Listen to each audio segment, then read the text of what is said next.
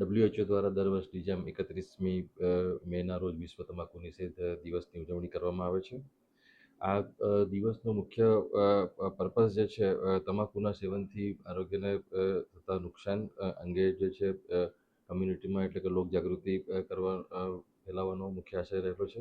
અને અલ્ટિમેટલી જોઈએ તો તમાકુ મુક્ત સમાજના નિર્માણનું ધ્યેય રહેલો છે. અમારા વિભાગ દ્વારા જે આરોગ્ય વિભાગ તથા શિક્ષણ વિભાગ અને ફૂડ એન્ડ ડ્રગ્સ દ્વારા જે છે ટોબેકો પ્રોડક્ટ એક્ટ 2003ની અમલવારી માટે જુદી જુદી એક્ટિવિટીઝ કરવામાં આવે છે અને જનજાગૃતિ કરવામાં આવે છે.